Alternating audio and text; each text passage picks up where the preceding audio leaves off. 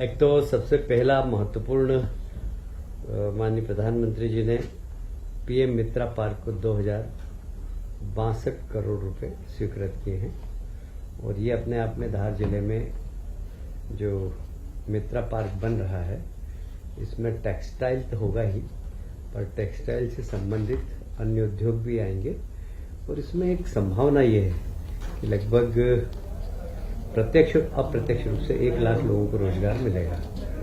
ये क्योंकि आप जानते हैं सबसे ज्यादा रोजगार टेक्सटाइल में ही मिलता है, तो इसलिए इसको प्रतिस्पर्धा में हम लाए केंद्र सरकार से और इसलिए इस पर माननीय प्रधानमंत्री जी का भी बड़ा ध्यान है और हमारे मुख्यमंत्री जी का भी बड़ा ध्यान है कि कैसे भी ये बहुत जल्दी स्टेब्लिश हो और यहाँ पर लोगों को रोजगार मिल सके।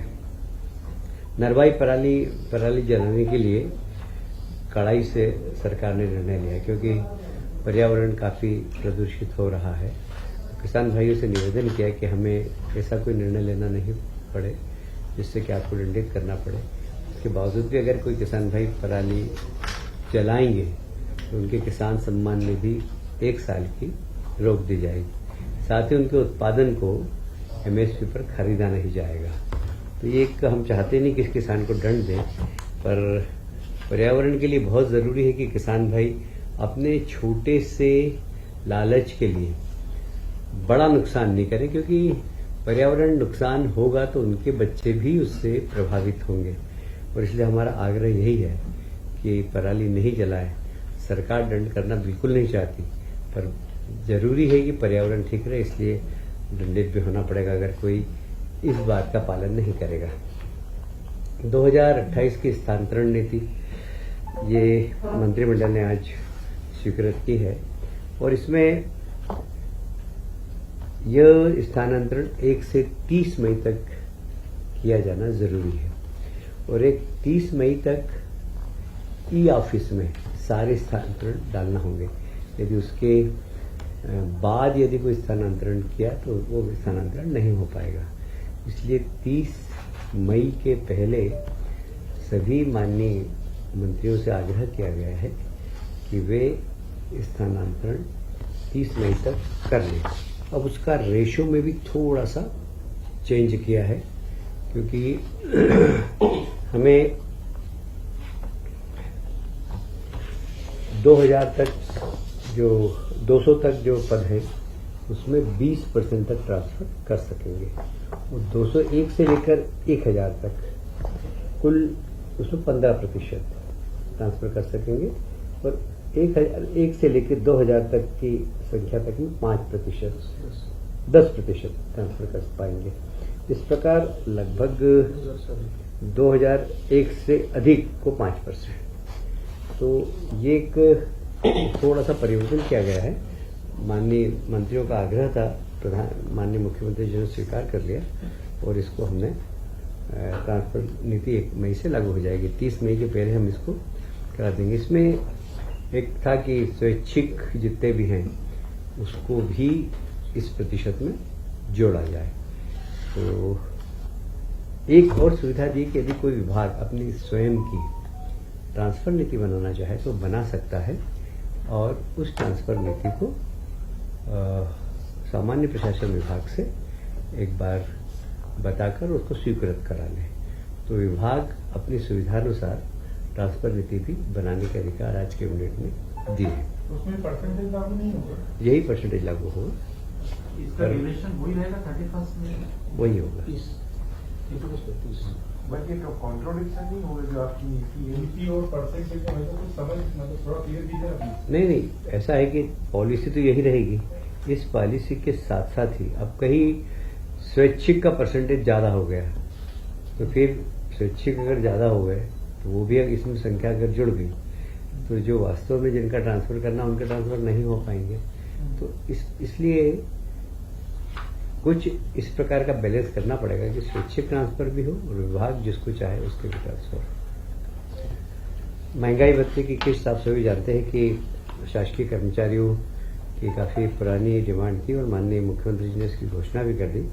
तो मध्य प्रदेश शासन ने शासकीय कर्मचारी हेतु 1/7/24 से 30% 3% एवं 1.25 से 2% महंगाई भत्ते की अतिरिक्त किस्त स्वीकृति की जा रही है।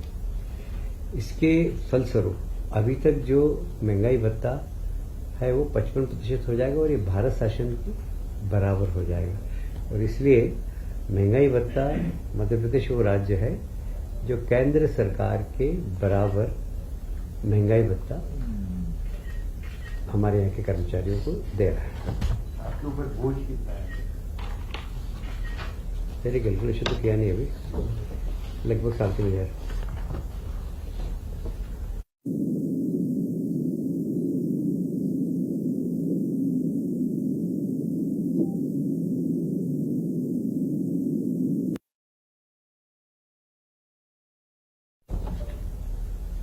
वैसे तो हम सरप्लस बिजली में हैं, पर हम अब ग्रीन एनर्जी को जरा फोकस कर रहे हैं, क्योंकि सारी दुनिया ग्रीन एनर्जी को की तरफ जा रही है। हमने भी ग्रीन एनर्जी की तरफ फोकस करना चालू किया है और इसीलिए मध्य प्रदेश और उत्तर प्रदेश दोनों की डिमांड अलग अलग समय पर होती है। हमारी डिमांड खत्म हो जाती है जब उत्तर प्रदेश की चालू होती है, और इसलिए जब हमारे यहाँ बरसात आ जाती है तो वहां पे डिमांड चालू हो जाती है उत्तर प्रदेश में। हमारे बरसात में डिमांड कम होती है, तो इसलिए मध्य प्रदेश और उत्तर प्रदेश दोनों संयुक्त रूप से मिलकर एक 2000 मेगावाट का सोलर पार्क बना रहे हैं, जिसमें 1000 तो कंपोजिट जिसमें भंडारण की क्षमता होगी और 1000 मेगावाट को खर्च कर सकेंगे। इस प्रकार 2000 मेगावाट का सोलर प्लांट मध्य प्रदेश और उत्तर प्रदेश के साथ संयुक्त रूप से मिलकर बनाने की योजना है। और इसमें लगभग इस प्रोजेक्ट में वैसे लगभग इस प्रोजेक्ट में कितना लगेगा? 3,000 मेगावाट है टोटल। 3,000 मेगावाट है। एक तो 1000 तो कैपेसिटी भंडारण और 2000 सोलर है जी। लोकेशन शायद भिंड के आसपास, मुरैना के आसपास। बंटवारे का प्रतिशत क्या रहेगा दोनों स्टेट्स में? जब जिसकी डिमांड होगी उतनी उसको डिमांड दे देंगे। परसेंटेज तय नहीं है। हाँ, मतलब ये तो दोनों सरकार अपनी ही है, इसलिए सर ये पेंशनर्स के लिए दिया जा रहा है? बता दीजिए अभी। पेंशनर आ गया वो। राज्य शासन ने एकीकृत पेंशन योजना के लिए भारत शासन के निर्देश पर एक कमेटी का गठन किया है, और यह कमेटी शासकीय कर्मचारियों के लिए वैकल्पिक रूप से यूनिफाइड पेंशन योजना यूपीएस किए जाने की प्रक्रिया पर विचार करेगी। इसमें 6 अधिकारियों की कमेटी बनी है। अशोक वर्णवाल, मनीष रस्तोगी जी, लोकेश कुमार जाटव, सुश्री तन्वी सुंदरयाल, अजय कटेसेरिया और जेके शर्मा। ये समूह की कमेटी भारत शासन ने जो गाइडलाइन दी उसके अनुसार तय करेगी, जिससे कि यूपीएस योजना लागू कर सके और उसका लाभ पेंशनर को मिल सके।